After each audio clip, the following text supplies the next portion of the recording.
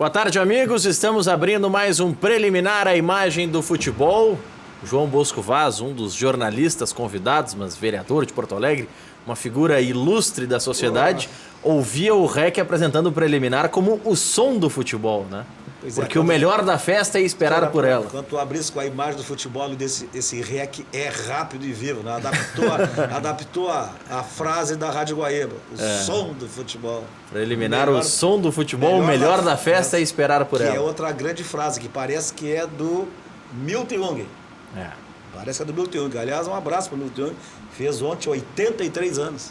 Foi um dos grandes narradores e um dos grandes jornalistas desse estado, desse Brasil. Milton Ferretti Jung, a voz do rádio. Gol. É um grande gremista, tá certamente apreensivo o Milton Jung, assim como toda a torcida tricolor. Por que não também os colorados, porque a secação consome ainda mais energias do que a torcida para o time, né, Bosco? Consome mesmo. E nós estamos no preliminar fazendo já, de certa forma, uma espera, projetando essa partida decisiva, Grêmio e River Plate, 9h45 na Arena, conosco João Bosco Vaz, que já participou do programa, já deu... Sou sócio atleta aqui, ó. Já é sócio remido do preliminar. Eu só quero saber onde é que anda o REC, cara. Alô, Luiz Carlos REC. O REC é o seguinte, Bosco, assim como o Renato está concentrado no hotel com a delegação do Grêmio, o Gajardo está concentrado no hotel do River com a delegação do River, o REC está concentrado também. Regime de concentração, porque a partir das 7 da noite começa a transmissão da Rádio Grenal nas plataformas digitais, e REC e Haroldo de Souza é uma dupla que todo mundo respeita e que é líder de audiência, não é à toa. Mas já estão aqui conosco João Bosco Vaz, o Otávio Hoffmann, jornalista, também vai participar do debate conosco, projetando o que se espera do Grêmio, o que a gente pode esperar do River, e também o Silvio Bruno Lopes, igualmente jornalista, para a gente debater até a 1h45 por quais caminhos o Grêmio pode buscar essa vitória, de que maneira o Renato pretende utilizar a sua equipe e o que se espera do River Plate. Vamos começar pelo Renato, pelo time do Grêmio. O REC trouxe hoje já a informação, já praticamente uma confirmação de que joga o Léo Gomes na lateral direita, o Paulo Miranda ao lado do Jeromel, Alisson joga na ponta esquerda e o Jael no ataque, com o Everton no banco. Sabe que dias atrás eu estava ouvindo um comentário do Muricy. E aí o Muricy disse o seguinte: não, todo treinador, em todos os jogos, ele começa a preleção falando do time adversário. Como é que vai se comportar, como é que vai jogar. Vocês acham, pessoal da mesa aqui, que o Renato imagina ou saiba de que maneira o River vai se apresentar? Porque o River, penso eu, vem como um franco atirador. O que vocês acham disso? Eu vejo o River já está escondendo o jogo. O Silvio, Gajardo, boa tarde. Boa tarde. Boa tarde, mesa, Maurício, Bosco e Otávio. Eu acredito que o River ele vai tentar fazer da mesma forma que o Grêmio fez lá. Algum elemento surpresa, não vai querer entregar o jogo. Os jogadores estão concentrados, não falaram com jornalistas pela manhã, não vieram para foto com o torcedor, eles estão num regime bem fechado. O Gajardo não vai para o jogo, saiu a punição dele pela Comebol ontem, vai o auxiliar a campo. Então eu acredito no River mudado, o River vai vir para surpreender o Grêmio e, como o Bosco falou, vai vir como franco atirador. E quando vem como franco atirador, já perdeu lá, vai dar o all-in agora, como se fosse o pôquer. Ele vai dar all-in agora aqui no jogo da Arena. Eu discordo um pouquinho. Eu acho que o primeiro tempo do jogo ainda vai ser muito de estudos, assim, porque é um placar magro, né? Um placar onde daqui a pouco se desenrola um erro de uma bola que escapa de outro e o River faz 1-0, por exemplo, iguala o placar. Então eu acho que o River não vai tentar sair com tudo desde o início. Eu acho que o Grêmio é quem vai tentar ter um pouco mais a bola. Só que o River também gosta da bola, né? O time também gosta da posse da bola. Então, eu acho que os primeiros minutos ali vão ser de muito estudo para ver quem vai tentar atacar primeiro, né? Se o Grêmio vai tratar o jogo como um 0-0 desde agora, e vai para cima como se precisasse resolver de uma vez, ou se vai dar a bola para o River como fez lá no Monumental de Núñez. Mas eu acho que o primeiro tempo, os primeiros minutos ainda vão ser de muito estudo. Acho que o River não vem para cima com tudo. É porque tem um detalhe, né, Bosco, que é muito importante. A vantagem do Grêmio é imensa, mas o River só precisa marcar um gol na arena para desfazer toda a vantagem do Grêmio. Vou inverter a minha pergunta antes, então. A pergunta que eu fiz antes. O River deve atacar. Sim. Precisa de gol. E o Grêmio, sempre que é atacado, jogava por 1, 2 bolas. Aonde? No Everton. Não tem o Everton. Como é que faz? Mas aí Acho não que vai tem... ter o Everton para o segundo tempo. Né? Eu o acho Everton que vai ficar no banco. O Everton vai ser uma opção no banco porque ele não tem condição de jogar os 90 minutos. Pois é, mas então sai com o Everton. Tenta matar de uma vez o jogo. Tenta matar de uma vez o jogo. Uma perspectiva. Porque, e eu tenho uma tese que eu falo sempre, sobre o jockey, que eu chamo de jockey, que é o treinador. Tu vai enfrentar o Palmeiras, cara. Tá o Filipão no banco. Ou tu vai enfrentar o Palmeiras e tá lá no banco o Milton Mendes, lá, o treinador. Se tu é o treinador de cá, tu vai dizer o seguinte pro teu time: olha, vocês não se joguem muito porque lá é o Filipão, pode ter surpresa. Se é o Milton Mendes, olha, vamos para cima deles porque eles vão recuar, coisa e tal. Mesma coisa no jogo. Vai jogar o Everton, o treinador já vai dizer o seguinte: 2 marca ali, outro fecha aqui. Porque esperar ele, se ele não tem condição para jogar os 90, foi o que o Otávio falou. Sai com ele e tenta matar de uma vez. Mas a questão que gira em quem joga, né? Todos foram bem lá contra o River na Argentina. Todos foram. Foi um jogo perfeito, Foi um jogo perfeito. Então o Everton tá voltando de lesão, não tá 100%. E aí entra uma questão. De todos, o que menos ataca nesse sistema do Grêmio é o Ramiro. Faz mais uma função tática do que uma função de ataque. Então, tu tira o Ramiro, se tu precisa mudar o jogo, tu coloca quem? O Everton é um jogador que muda jogo. A Alisson é um jogador que muda jogo. Então, no ataque, né? Caso o Grêmio precise de um gol. Então, eu acho que é mais o Renato tá mais se precavendo, deixando o Everton jogando. E o Renato também tem aquela questão de quem foi bem continua. Por mais que, lógico, o Everton é acima da média, é acima dos demais. Mas ele tá pensando também numa questão de mudar o jogo, respeitando quem foi bem lá na Argentina. Tem uma outra questão também que eu acho importante, que se o Everton não tá 100% ainda, se o Grêmio passa para a final, o primeiro jogo é na próxima quarta já, né? Então, daqui a pouco, imagina se o Everton entra e daqui a pouco sente um pouquinho, um jogo mais... Então ele opta... E tu pega a defesa adversária cansada, gente. Também no segundo tempo. Não, e o Alisson... E a defesa do River é lenta, né? Os zagueiros são lentos. E o Alisson não é um Everton, mas ele conseguiu, dentro desse sistema que o Renato se encaixou montou, bem, né? Se encaixou muito bem. Aliás, o Cruzeiro deve estar arrependido de ter enviado, né, ele para cá e ter levado o Edilson. Mas o Edilson foi importante na conquista do Cruzeiro. Foi. Mas é um jogador jogador que, assim, ele já tá no seu máximo, o Edilson, né? O Alisson tem um potencial a ser explorado. E tem o Tony Anderson na jogada. O Tony Anderson junto. Tem o Tony E outra Anderson na coisa, jogada. o Léo Moura, com 40 anos, joga muita bola.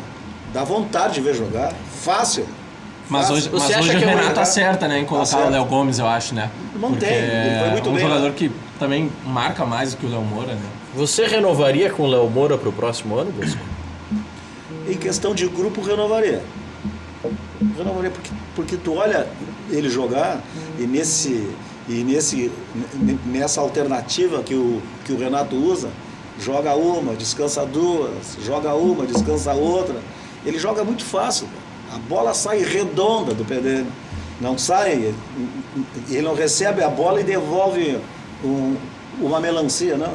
Ele sabe fazer o 2-1, 1-2, vai no fundo. Né? Eu renovaria por mais uma temporada. De 22 a 26 jogadores que jogaram as quartas de finais contra o Tucumã, ele foi eleito melhor em campo pela Conmebol. Ele é um jogador diferenciado. Ele é um jogador diferenciado, né? E traz aquela coisa, não sei porque a dupla Grenal insiste em trazer jogadores sempre depois que eles já tiveram uma ascensão. Agora, se fala muito no Pablo, o centroavante do Atlético Paranaense, que o Inter, por exemplo, pode estar interessado. Faz uns 2 anos já que ele vem bem. Agora que ele é vice-artilheiro do campeonato, traz ele, mas já não é tão jovem. Por que não trouxe antes? O né? Inter tentou o Dagoberto, aquele do Atlético. O Inter insistiu com o Dagoberto até no até Paraguai. que trouxe. Aí traz quando o cara já tá Mas embaixo. o Marcelo Cirino foi a mesma coisa. Também. O Richelli foi a O mesma Inter coisa. tentou uns 3 anos. E por aí vai, né? O Richelli ficou aí, hospedado, tratando de uma contusão um tempão. Mas Bem o Richelli em compreendido. 2014 o Inter já queria trazer ele. Imagina. Trouxe em 18. 4 anos faz muita diferença no futebol, imagina. Mas vai ser um grande jogo hoje, cara. Mas vai. Vai ser um jogaço. Pegando o time do Grêmio, o que vocês acham? O Renato tem um desfalque maior não tendo Kahneman ou um desfalque maior não tendo Luan? Considerando as características do jogo de hoje. O River, por exemplo, já está falando em colocar o Prato na vaga do Escoco para alçar a bola na área, porque o principal cabeceador está fora, que é o Kahneman. Mas, cara, talvez aí, né, uma dúvida assim do Jeromel trocar de lado, né? Sim. Ele vai trocar de lado. Mas o Paulo Miranda, ele não é o Kahneman, obviamente, mas eu olho ele jogando assim, ele tem o tempo de bola, ele é bem posicionado, ele sai bem, sobe bem, pode ser uma surpresa muito boa. O que eu acho que o Grêmio sem o Kahneman perde o zagueiro do choque, né? Do corpo a corpo, o jogador que gosta do enfrentamento Perde o físico. Mala, aquele que faz a malandragem. O Perde jogador, o jogador que fala espanhol, o jogador claro. que incomoda o árbitro. E então, joga muito, né? Que joga muito, porque o Jeromel é um jogador o jogador que antecipa, que joga mais limpo. O Kahneman é um jogador que gosta do agarra-agarra. Mas o Luan, se ele tivesse em condições de jogar hoje, provavelmente sairia o Cícero. Só que o Cícero hoje é importante na bola aérea, defensiva e ofensiva. Não sei se sairia o Cícero ou o Jael. E aí o Luan como um falso 9. É o que eu preferiria, mas até não sei com se o Renato Cícero, o Renato acertou. Que botou, empurrou ele um pouquinho pra frente. Ó, vai jogar mais ali. Porque atrás, como ele estava, ali de segundo volante, pra cá, E pra aí, lá. como segundo volante, eu cheguei a fazer a pergunta pro Renato contra o jogo contra o Ceará. Eu perguntei, Renato, tu em algum jogo mais forte, algum jogo mais que exija, tu não vai botar um camisa 5, um volante de retenção? E aí ele deu uma desconversada. Não, pois é, não sei, depende do jogo, a gente vai estudar. Quando vai o jogo contra o River, ele, calça que o volante de era marcação, evidente, calça o camisa 5 ali. É evidente que não tinha condições de jogar com Cícero e Maicon de volantes contra o River. Na verdade, assim, se nós analisarmos o Grêmio nos matas da Libertadores, eu gosto de fazer a comparação desses 3 confrontos. No primeiro confronto com o Estudiantes, especialmente o jogo da Argentina, o Renato começa com o Léo Moura na direita, Maicon e Cícero. O primeiro tempo foi o horror que nós vimos. Graças àquele gol salvador, o Grêmio conseguiu vir em condições na arena e conseguiu o resultado positivo. Mas ali o Renato viu, com esses 3 mais experientes, para não chamar de velhos, mas com 3 experientes, sem tanta saúde para marcar no meio de campo, não dá certo. No confronto seguinte com o Tucumã, ele tira o Léo Moura, coloca o Léo Gomes, então ele já coloca um jovem para marcar na lateral direita, deixa o Ramiro sem tanta preocupação na lateral, preocupado mais com o meio campo, e ele joga com Maicon e Cícero. Também nos primeiros 20, 25 minutos o Tucumã deu uma pressionada no Grêmio. Fora de casa. Fora de casa, esses jogos fora de casa. E ali nesses jogos fora de casa, que são os primeiros jogos do confronto, é que o Renato fez as novidades. Ele sempre buscava algo diferente no jogo fora de casa. Tanto que em casa, por exemplo, ele usou em boa parte dos jogos o Léo Moura, por exemplo. E neste jogo com o River, então, ele começa com 3 experientes na marcação, viu que não deu certo contra o Estudiantes. Ele deixa 2 experientes na marcação, viu que não deu tão certo contra o Tucumã. Se o Tucumã tivesse um pouquinho mais de qualidade, os primeiros 20 minutos tinha complicado o Grêmio. Depois, o Grêmio construiu uma baita classificação, folgada, com 6-0 no agregado e tudo mais. Agora, contra o River, o que ele faz? Ele coloca um jovem na marcação, ele bota o Michel de volta, deixa o Ramiro junto e adianta o Cícero lá para a função de 10 que ele fez já no início da temporada.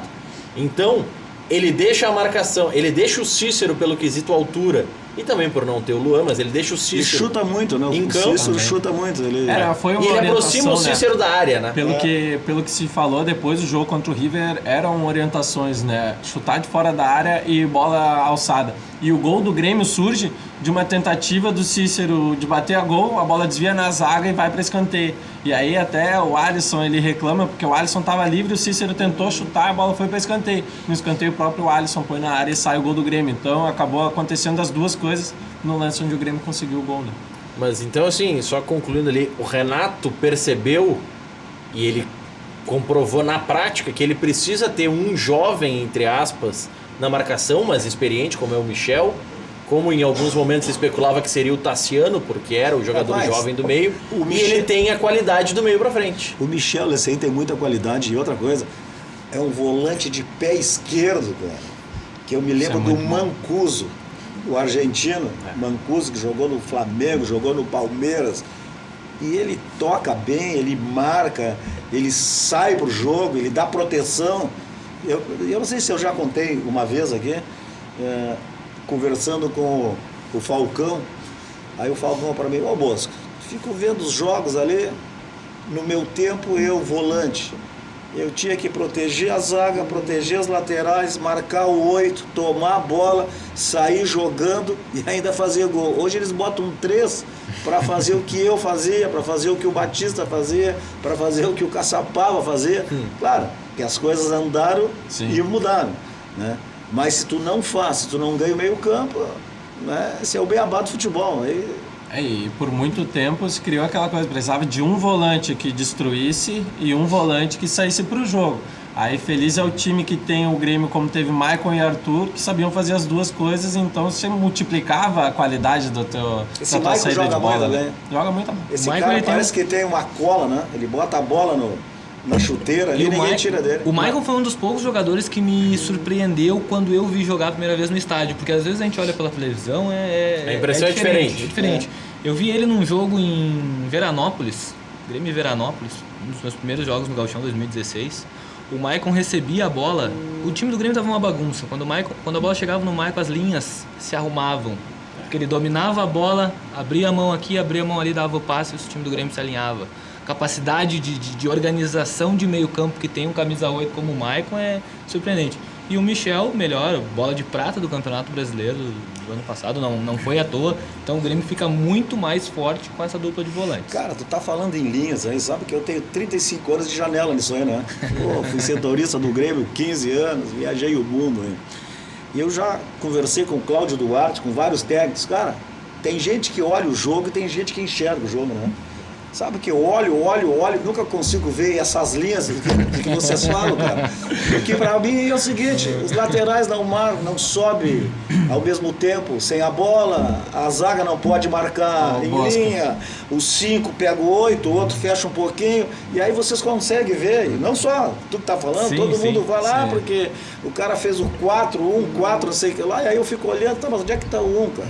Onde é que tá? Cadê o 1? Porque não tem um que tá. Quer uma dica boa? É no tiro de meta do adversário. Aí você cuida como é que tá postado o time. Que aí o time se organiza totalmente. Tiro de meta, as linhas, de bola. as linhas ficam bem certinhas. De vez em quando, tu consegue ver que tem 4, mas a bola mexe, cara. Bom, aí é 4 aqui, um na frente e o resto...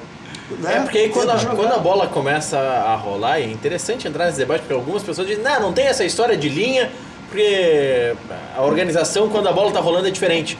Só que quando a bola tá rolando, quando a bola chega no quadrante do Bosco, tem o Bosco na marcação, tem o outro que tá fazendo a marcação dupla, a marcação espelhada.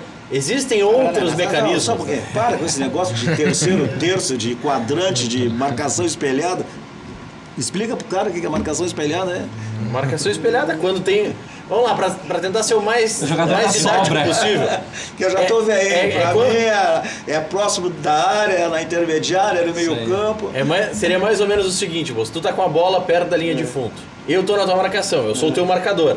Só que aí o Silvio tá chegando por trás pra espelhar a marcação, pra ajudar na marcação, pra te dificultar ainda mais. É a velha cobertura. É a cobertura. A jogador da Aqui, sobra, ó, é o jogador. o fulano é habilidoso, ele dribla pra dentro. Ô fulano, fica na sobra, se ele passar aqui, tu pega aqui. É isso? Ou quando Exato. o jogador tá mais perto da linha de fundo, um jogador que vem marcando dá o fundo pra ele e o outro fica na cobertura do meio, caso ele corte pra dentro. Aí, mas isso aí, e olhar do estádio é muito legal, né? Eu particularmente gosto de olhar de cima realmente quando vou no estádio, porque aí você consegue ver bem as movimentações. Eu não sei como é que os treinadores conseguem enxergar o jogo estando na linha beira dos do jogadores. Mas eu tenho é muita exatamente dificuldade. por isso que eles colocam alguém em cima lá agora e Porque já colocavam outros. é que agora hoje tem a comunicação, tecnologia inclusive, né? É muito melhor hoje, né? Hoje a tecnologia é tão Claro, boa, Bosco, claro. que isso o telespectador às vezes não acaba... Não, Que o não árbitro tem leva 10 minutos para ver para decidir.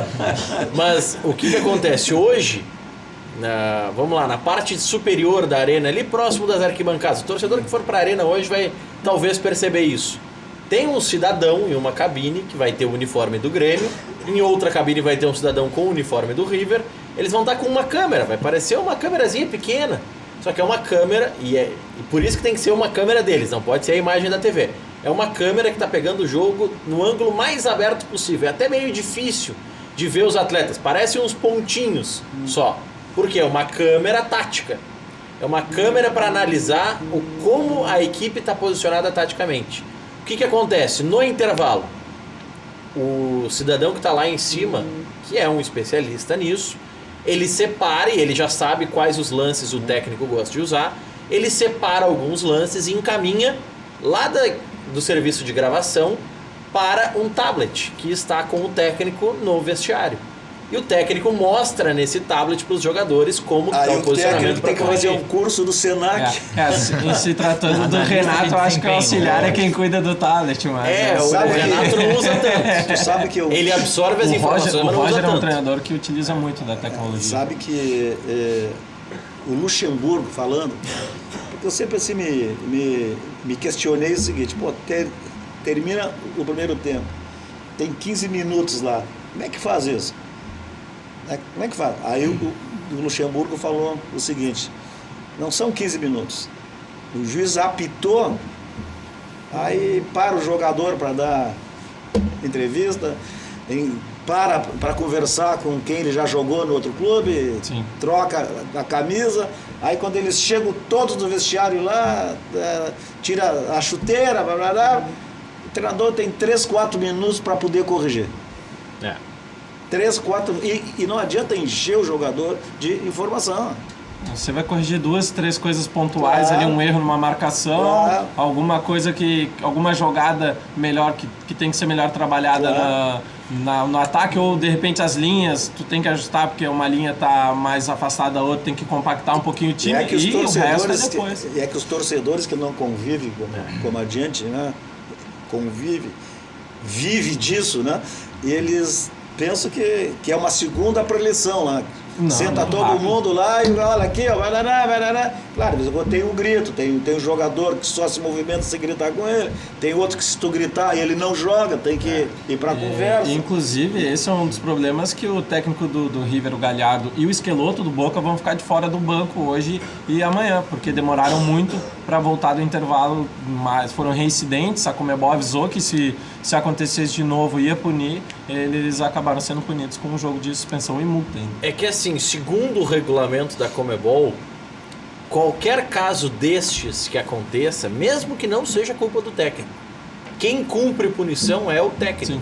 que é o diretor técnico, é a função dele dirigir a sua equipe, comandar para que tudo aconteça dentro dos conformes. Eles já foram notificados antes e agora eles são punidos e são punidos com o afastamento de campo. E é importante destacar o seguinte, teoricamente, e aí eu vou pro lado teórico, não é o lado prático, porque às vezes na prática não acontece bem isso. A teoria na prática é diferente. A teoria na prática é muito diferente, mas teoricamente, nem o Galhardo, nem o Esqueloto podem chegar com a delegação no ônibus, porque eles não podem estar com o time, eles não podem ficar no vestiário antes do jogo, nem no intervalo. Mas ele vai ver o Sim. jogo muito melhor que o Renato hoje. É. Ele vai estar no Só que ele não hotel com... Mas Não, acho que a eles diferença vão- na beira do ele- campo, na hora de orientar, também acho que Não, pesa um eles pouco. vão estar em cabines, certamente em Mas camarotes. eu acho que ele não pode, se ele está suspenso e ele não Não. pode nem no acho que estádio. Não, no Acho que estádio no ele estádio, pode. eu não sei se ele pode se comunicar. Ele não pode ter comunicação com o vai, vestiário. vai ter, né? Mas ele vai poder não ter pode. Miguel, ele fala pro cara que tá no lado, ó, diz aí que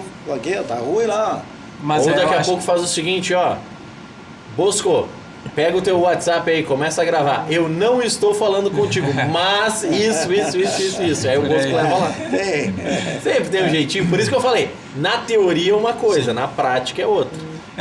Mas não poder estar no vestiário ali antes do jogo, no intervalo, por exemplo, para corrigir algumas coisas, acho que é uma desvantagem grande. Aí dependendo de como o time estiver em campo, né? E Claro. hoje o River volta rápido, né? Hoje vai ter que voltar Hoje no o prazo River volta regulamentar. rápido, né? Depois do intervalo comercial, João Bosco Vaz, nosso vereador, jornalista, Otávio Hoffmann e Silvio Bruno Lopes vão ajudar a definir se o jogo já está jogado, se o Grêmio já passou para a final, e a gente vai falar também sobre o jogo de amanhã. Já está jogado, o Boca já está na final? Depois do intervalo a gente fala, já voltamos.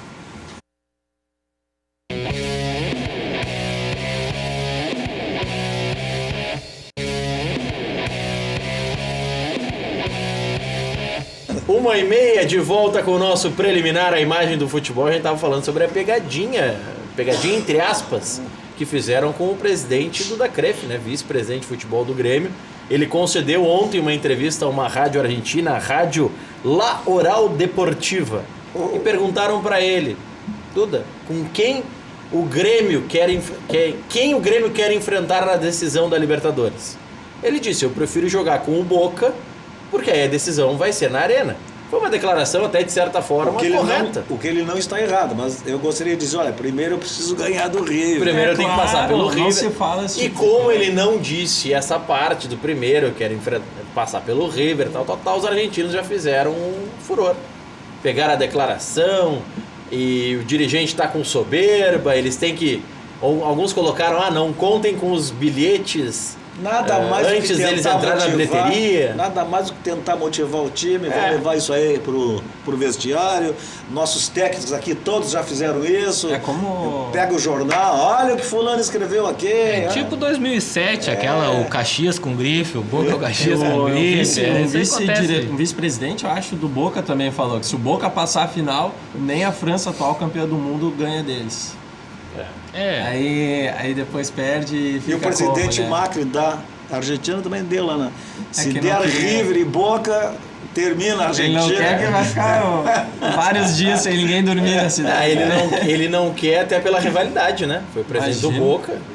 Ele tá vendo que também. o time do River é melhor, ele também não... Mas tu fizesse uma pergunta antes que eu quero responder. O jogo já tá jogado, Bosco? A vantagem não é grande o suficiente para não dizer é que, grande, é que uma- os brasileiros passaram pelo River? É uma vantagem, o próprio Renato reconheceu isso, mas não é uma grande vantagem. Porque vai ser um jogo tenso, vai ser um jogo difícil, vai ser um jogo pegado, porque o Grêmio pega e os argentinos pegam também. Então, como diz o outro, o jogo só acaba quando termina, cara. É um jogo que eu acredito muito que o Grêmio vá classificar, né? Mas não é jogo jogado. O que vocês acham? O quanto o jogo é perigoso, no meu Silvio modo de Bruno. ver. O jogo é perigoso pela questão de... Até mesmo se o Grêmio faz um gol cedo, o River tem até ali 35, 40 para fazer o gol de empate e até os 50 para fazer o gol da virada e passar. Então até mesmo num cenário ideal de o Grêmio fazendo um gol cedo, o jogo pode sim se tornar perigoso. É porque a partir do momento em que esteja empatada a partida, é a mesma situação do Grêmio com o Estudiantes. Isso. O Grêmio com o Estudiantes, o REC até fala que aos 43 do segundo tempo, ainda estava 1-1, o REC dizia na transmissão da Grenal, olha, tem que colocar um batedor de pênalti, porque nesse ritmo vai para os pênaltis. E até isso pesa, porque daqui a pouco fica um jogo empatado, qualquer empate, exceto o 0-0, é muito perigoso para o Grêmio. Porque é tomar um gol em uma escapada do River, que quem passa a classificar é o River. O River vai jogar por uma bola, cara. Sem dúvidas. Vai jogar por uma bola. Se ele empatar, bom, aí ele vai sair pro jogo. O que eu acho é que o Grêmio tem um nível de concentração hoje, tá nessa segunda Libertadores aí, semifinal consecutiva, adversários diferentes. Ano passado foi o Barcelona, onde o Grêmio ganhou de 3-0 no primeiro jogo e perdeu em casa no segundo, inclusive por 1-0, mas era uma situação muito mais cômoda. Mas o nível de concentração do Grêmio hoje eu acho que é muito grande, né? O nível de experiência dos jogadores mais cascudos, eu acho que o Grêmio tem muita chance de fazer um jogo tão perfeito quanto o da semana passada e administrar bem o resultado. Agora, o torcedor pode ter certeza, os últimos 10 minutos de jogo ali vão ser de pressão e chuveirinho na área do River Plate, independente do resultado. E é um grupo assim que tu vê que é um grupo fechado, Muito. É um grupo com propósito definido. E eu lembro quando eu era repórter ainda, o Alfinete era o lateral do Grêmio. É um jogo qualquer aí, contra um time fraco, Campeonato Brasileiro, a bola ia sair para lateral, o Alfinete deu-lhe um carrinho, cara. Se jogou na bola. Aí eu no final, vem cá, meu, o jogo ganho, a bola para tu desce um carrinho. Ele para mim disse, eu dei o carrinho porque o treinador era o Espinosa. Que se é outro treinador, quer dizer, os caras jogam pelo treinador também. É. Eles jogam pelo treinador. Olha a resposta que o Alfinete deu. Não, era o fulano lá, então eu tinha que fazer isso. E o pessoal, o Grêmio hoje joga pelo Renato também. Porque o Renato deve dizer pra eles, aqui, meu, é isso. O Renato é muito justo com o grupo dele, né? Até quando ninguém acredita num jogador, vamos usar o exemplo do Bressan, num dos primeiros jogos ali com o Renato, ninguém condenava o Bressan. Quando entrou o time reserva, o Bressan jogou e era capitão. O Renato não fez aquilo, talvez ele não tenha feito aquilo porque ele gostava muito do Bressan, mas para ganhar tanto o Bressan quanto o grupo. Uma questão de justiça. O Renato é muito justo. E os jogadores... Ele é coerente, né? Ele é coerente. É e que nisso ele ganha os jogadores. É que o Renato hoje é um treinador. É um gestor também. Um gestor, mas ele é um treinador. Que até então, antes de ganhar os títulos pelo Grêmio, ele não era um treinador. Tanto que ele ficava no Rio. Lá ele no, era mais boleiro do que treinador. 9, isso aí, ele ficava lá no posto 9, no Rio, coisa e tal. Tanto que ele deu aquela declaração, né? Que todo mundo estuda, coisa e tal, porque eu joguei, coisa e tal, que virou polêmica. Quando o Grêmio ganhou a Libertadores com ele e os outros títulos, uma colega nossa, Marília Ruiz, de São Paulo, ela botou no Twitter dela o seguinte: atenção, estudiosos do futebol, passe no posto 9 de Ipanema que o Renato está lá à disposição. Só a gente Tem que estudar o Renato. Como o Grêmio jogou na terça-feira passada contra o River. O próprio Galhardo disse que não esperava o Grêmio abdicando de atacar. Só que o Grêmio montou uma estratégia e ali foi o grupo de jogadores com o Renato de realmente vamos matar o River no meio de campo e vamos marcar eles assim que eles passarem do meio de campo e vamos apostar bastante na bola aérea, que a bola aérea defensiva deles é fraca. E foi isso que o Grêmio fez. O Grêmio tinha uma proposta para tentar ganhar o jogo, mas se abdicou. Eu não me engano, eu acho que o River ficou 63% com a posse de bola, né? E a gente vê que o Renato ali mostrou também o lado dele estrategista, né? De jogar também com o regulamento, sabendo que decide em casa. Cara, eu sou suspeito, né? Eu sou muito próximo dele, sou amigo dele, convivi um montão com ele. Esse cara é fera, meu. Ele é diferenciado. Ele é o mesmo cara. Muitos amigos meus falam, esse cara é arrogante. Esse cara não é, meu. É o mesmo cara de quando era jogador. É o mesmo cara que pegou um cheque em branco, foi na casa do Valdir Espinosa, eu estava lá, assinou, disse, pode preencher o cheque aí e divide, porque ele foi o melhor em toque e ganhou um carro. E antes do jogo ele disse que ia dividir o valor do carro. Ele é o mesmo cara hoje, mais experiente. E essa experiência, essa gestão de grupo que ele pegou, especialmente passando pelo próprio Grêmio em outras oportunidades, é que o credenciam a ser hoje um dos principais técnicos. Tem uma lista da revista 442, uma revista inglesa, colocou o Renato como o 28º melhor técnico do mundo. E o Tite?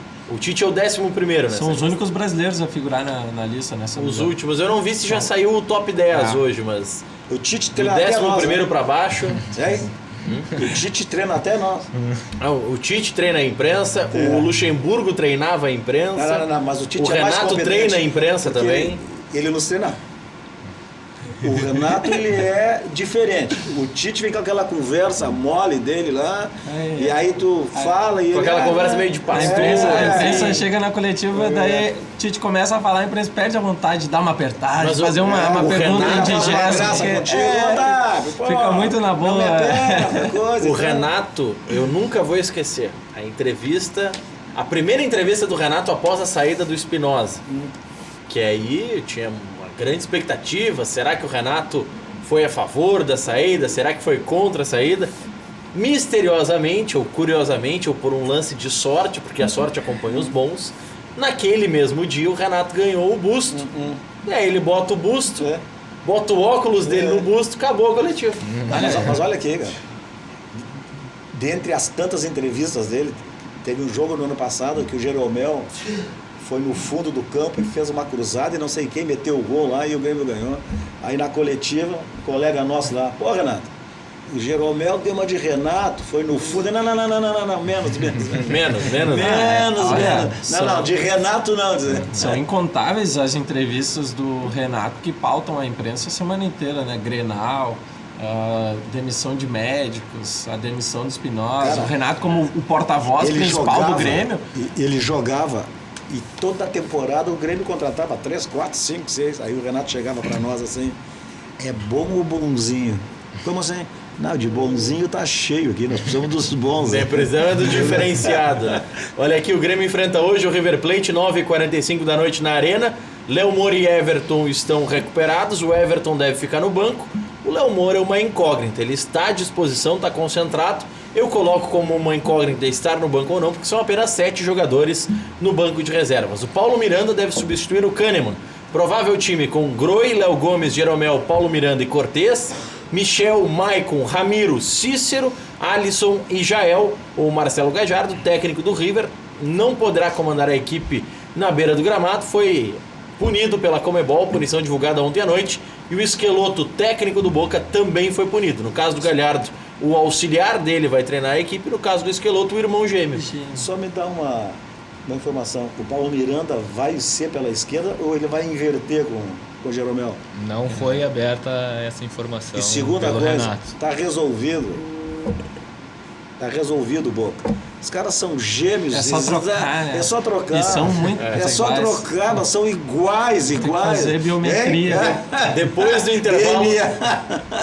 intervalo, o Bosco vai dizer se está resolvido também em campo, aquele segundo confronto que define o finalista que vai enfrentar Grêmio ou River na final da Libertadores. Já Palmeiras voltamos. vai buscar. Vamos ver, já voltamos.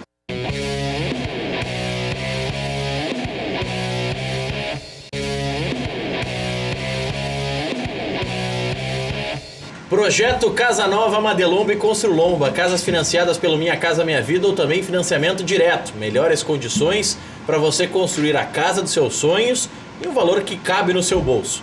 Casas de extrema qualidade na Grande Porto Alegre e no litoral. Mais informações 3596-1048 ou mande agora uma mensagem para o Fernando no plantão de vendas 986317709. Fale com o Fernando se você quiser conhecer outros projetos da Madelomba. Madelomba Casa e Construção, tudo junto, sem cedilha nem acento.com.br. O Bosco já estava anotando o número do Fernando, porque ele tem um terreno no litoral, já vai construir a Casa do Veraneio com a Madelomba e Construlomba. Cachorro Quente do R, o original, em frente ao Colégio Rosário, desde 1962, conquistando os clientes com o atendimento pessoal e o inigualável molho. Atende diariamente das 11 da manhã à meia-noite. Não tem franquias, não tem filiais. Cachorro Quente do R, o mais tradicional de Porto Alegre. Muito comi esse cachorro quente, muito entrei naquela fila, mas eu sou do tempo ainda do Zé do Passaporte, que era antes, que nem existe mais, eu acho. Mas ali a filinha na Praça bom, São claro. Sebastião com a Independência. Né? Oh, claro, aquela filinha ali. Muito Bosco namorou naquela fila, né, Bosco? Aquele cachorro é o quente mesmo. Aquele é o quente. FAC Materiais de Construção, Grande Seu Wilson, sua reforma do alicerce ao telhado. Mandem tudo aqui em Canoas. 3466-6133, o Televendas, fachi.com.br, o site para você conferir as ofertas também na internet. O Inter, o Odair vai ter problemas para montar a equipe para enfrentar o Atlético Paranaense domingo no Beira-Rio.